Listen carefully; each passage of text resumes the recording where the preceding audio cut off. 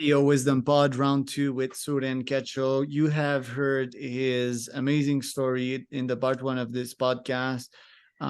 Soren went through the war quite literally. He was a refugee in Canada, and I would qualify him as a prodigy. He started a bunch of businesses.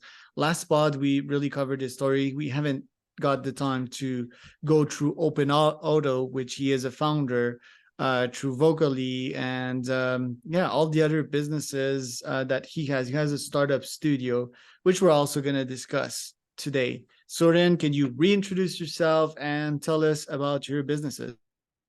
Yeah, for sure. So my name is Soren. I'm the founder of OpenAuto, where we are streamlining the process of maintaining cars, helping people reestablish trust with an industry that has lost trust.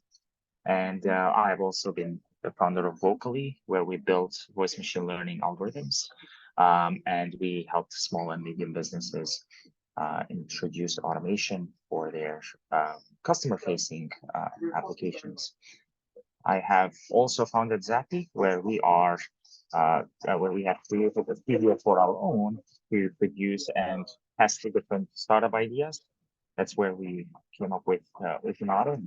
OpenAuto is on its own right now, and that's what gave us all the resources to test things out. All right. Okay. Let's talk about Zappy. So startup studio, right? What's your thesis behind it? I want to have my startup studio as well.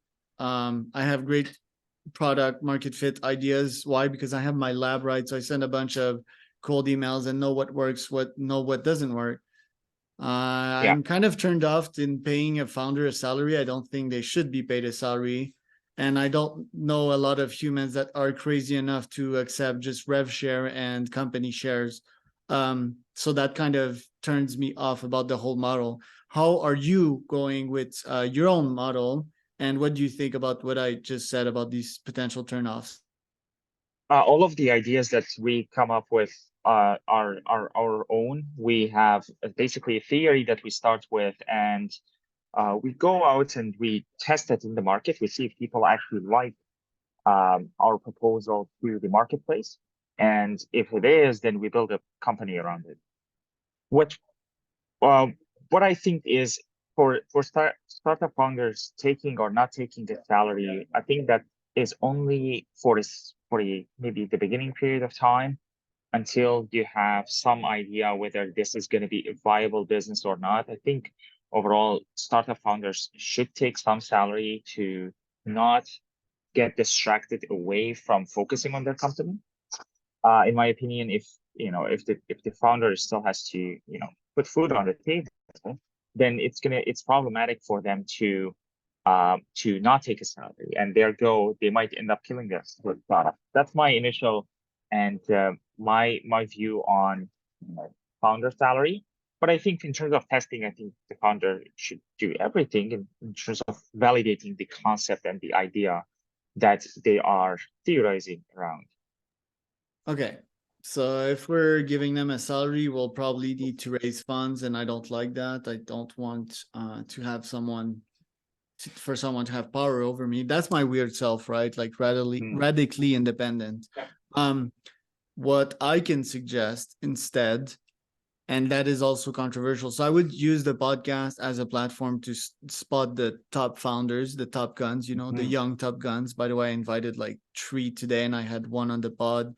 That's your age. And okay, so that would be 1. 2, maybe I'd have them sign some, I don't like that, but sign an NDA, because the main value that I would add would be to provide them with either an idea or half-baked idea, or an almost fully baked idea, almost with a product market fit from the laboratory that I am running on a daily basis. That would be 1. I would coach them as well. I would give them my time, which is worth something. And hopefully this business will almost have an instant product market fit, and they would retain probably 80 to 100% of the first profits, and that it would go down in a slope as it increased. What do you think about that model? Do you think I'd have a chance? I think if the product or the solution that you're proposing already has validation and you already have theorized or tested a channel of customer intake that, whoever you end up putting in the position of taking the lead on the idea has an easier time because they have already got a validated concept that they are going to just applying and growing. That's a different position than being, founder on the ground where you don't know whether the theory that you're proposing even have a market or not. So it's a better position to be in. And at that point, maybe a rev share would make more sense because you already have, it's just a matter of putting in the work. So it does incentivize whoever is in that position to work harder on producing more or bring in more revenue because the outcome is monetarily incentivized. So that could work. I think that is a viable way to go, and that's kind of a salary in a way, in my consideration, because it's get you. already de-risked. Sorry to interrupt. Go on. No, it's like it's already de-risked at that point versus not knowing whether whatever you're doing is going to work or not. Right. Before I go to that model, I think I would need to be very good with no code, and build these prototypes myself, hook a couple of customers, at least 1K MRR. I don't think the half-baked thing would work, so that they can at least have 1K MRR, which is not a lot to survive, but it would quickly scale to 2 to 3. The thing with SaaS is that it takes time, right? And we need to invest a lot. And the thesis would be that this CEO of my business or this co-founder would be good at UX and coding. I would do the selling part. That's also another part of my offer, right? So they would none of the, and even the money raising thing, maybe I can crack it into something that is convenient with me, aka giving me the bigger end of the stick, That's how I operate, and it might be controversial. But a more realistic model that I am applying right now to build my agency ecosystem that fortunately will scale into SaaS.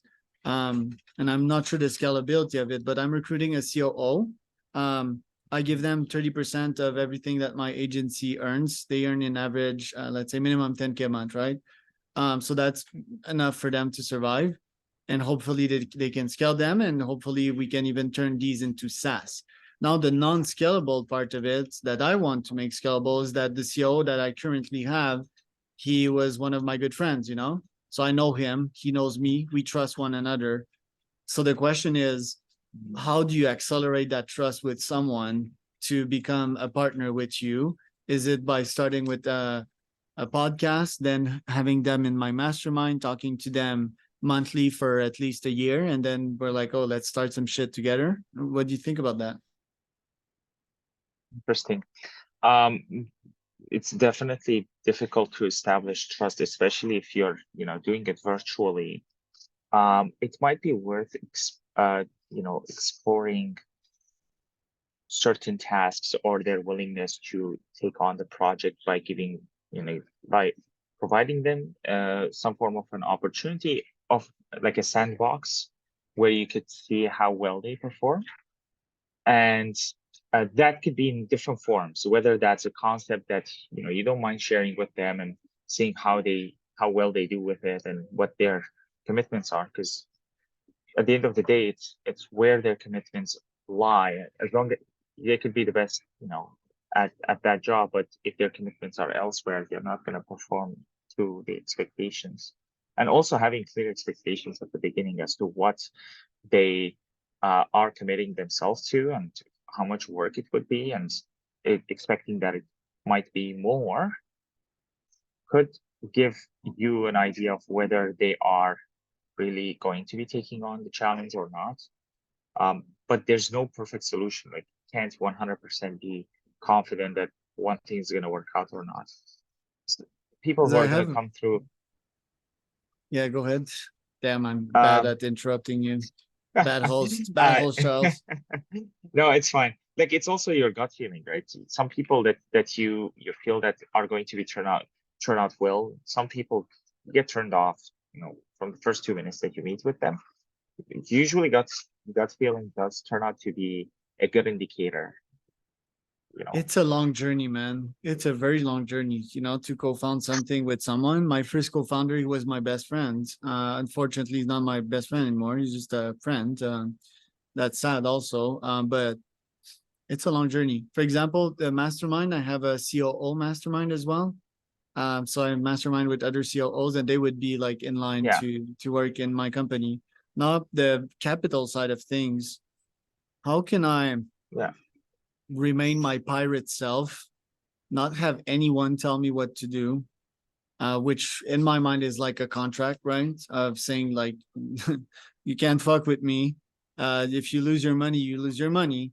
How can I track this part of the market? Because obviously the performance side, I think I'd be very good with time with the general mental models that I have. I just get better at everything every day.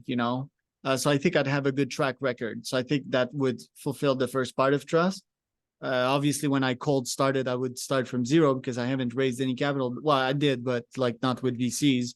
Um, how could I crack this part? Because also life is about win-win. So I don't want to offer them a shitty offer, but it's like, hey, if you're gonna work with me, I might give you the greatest odds of success. So you might want to adapt to my conditions. How should I go with that? Um, you mentioned something very important is based on where you are in the journey. If you are early on, you don't really have much leverage to imply. But if you're past product market fit and you have some recurring revenue, then you definitely demand more um, leverage in regards of how their involvement is going to basically influence your decision making as well, because they're going to be part of the team, and to what extent.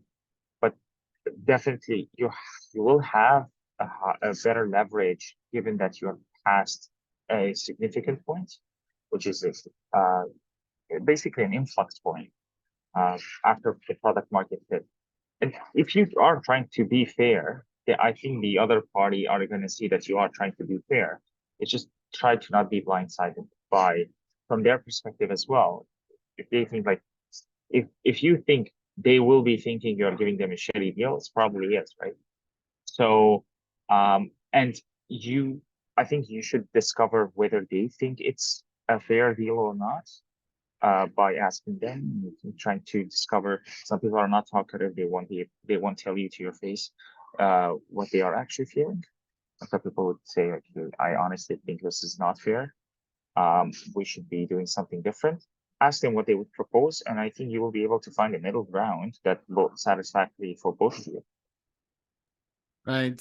I have a bunch of VCs on the spot. I think I'd have again the mastermind model with them, which is just like meeting monthly. They would trust me. I would hopefully show them a track record, being advised by various people, including CFOs nowadays. So hopefully I'd scale my metric up. I'd make some good projections. I want some accountability, right? But I don't want, someone, the bad feeling you get in your gut when it's like, yeah, you're telling me what to do, like, no, this is not gonna work. Um, and I think most people would understand that, like VCs understand pirate founders that are wild and swing one side to the other. By nature, that might be a unicorn swing. But also you get the Uber story, right? Which they basically booted out Travis out of the company. I want to come back to you though, because we've got a couple of minutes left. Like, what's your goal with Zappy? Where do you want to go so far? You've got a couple of startups. The car mechanic niche is certainly interesting. I didn't expect that from you. So tell us about like these niches you're aiming for and the vision behind the studio. So my time is fully dedicated for OpenAuto at this point. And because I think that we have a great potential at reinventing the way people look at automotive care and automotive repair. Our planned out market offering has been proven. We have proved that people like the services that we offer, and we plan to build an ecosystem around it, whether it's open auto assist, whether it's open auto repair, or having the data that gives us power um, to learn more about the longevity of different cars and how they could be insured and what type of warranties that they could be provided, or the repair financing aspect. There's many sides of the repair or the automotive care that we are going to be providing to our end customer. So this is why I think that our offering is a great deal of opportunity, and that's why I've been fully focused on developing. The other aspects are being looked after by different people, but in terms of my personal time, have been fully dedicated for OpenAuto. I'm quite bullish. It's the Uber of auto repair. Is that fair to say? In one sentence, it is, or like the Instacart for auto repair, basically. I think that's how you should pitch it on the website. Well, Uber, because not everyone knows Instacart in that market specifically. The graphic that communicated the most was the Honda Civic on the map at the end. By the way, I think you should have that like as a flagship in the landing page, or at least communicate to brains that in like less than 2 seconds that, oh, I can order a car repair now. So they take your car, they bring it back to the garage that you're partnered with, they repair it. That's right. For a reasonable cost, so they can compare costs most probably. Garages are known to fuck people. I also think, yeah, Well, you know, well, I mean, there's in a Canada. trust difficulty. Yeah, that's true. Yes. No, absolutely. It's the same thing. There's three pillars to fixing this problem. You have to ensure convenience, you have to ensure quality, and you have to ensure transparency in order for you to have a leading market offering. And that's what we are doing. With OpenAuto, we ensure these three offerings: quality, convenience, and transparency. I think the trust fact, and it's not only in Canada, I've also noticed that in Mexico. That might be your edge right there, and it's the same edge that Uber had. These taxis like taking advantage of people. Well, maybe less in US because there's regulations from that, but here in Mexico, sometimes you get these taxis charging you twice the price, you know, or you get these completely idiot systems. You get out of the Cancun airport and there you have the fifth most expensive taxi in the world in Cancun, literally. So I think that's a very strong advantage right there that you would have to give me price options and give me transparency. I still remember replacing my first car's engine for 2,200 Canadian dollars at 17, you know, that was rough for me at this age. And others were quoting me for 4,000. So yeah, like you're in a great niche. I think you have a lot of potential with OpenAuto. How much percentages do you take off these orders? Well, it depends on size of the order. It could fluctuate between, 15, sometimes up to 30%. It depends on the complexity. But I think we have always tried to maintain the prices close to what our customers could afford as well, while maintaining the convenience factor. Every order that comes to OpenAuto comes with free vehicle pickup and drop off. We don't charge for that service. And that is, one way we could show value to the customer before they put a dime with us. I'm really bullish on the niche. Just that, other folks might have attempted that before, maybe on a web based platform. You're going mobile first. Like, do you have competition in that niche? I haven't heard of any apps that does that in Canada. We have competition, well, not specifically in Canada. We have competition both globally and in North America, like in the US. Some of them are attempting, similarly what we are trying to do. But I think that's, with our market offering and the way that we are posing OpenAuto to build an ecosystem rather than just one specific service offering, I think we have a better chance at offering a better service for the end customer. But we definitely do have competition in both the US and globally. Yeah. And what's your MRR right now? Currently we are generating about 30K, give or take. Sometimes When did higher, you sometimes started lower. that? We started with the OpenAuto's concept, just running the pickups and drop-offs October of last year. We founded the company February of last year, or a little bit after that, or the end of February. And then we ended up, thinking about what the market offering is going to be. We did the MVP in October, and then October, November, about 9 weeks. And then after that, we kind of maintained the order intake after that. And we've been operational in the lower mainland here in DC. So in 3 different cities right now, in Surrey, Vancouver, and Burnaby. Wow. So 500K goes through the platform on a monthly basis. You take 15 of that.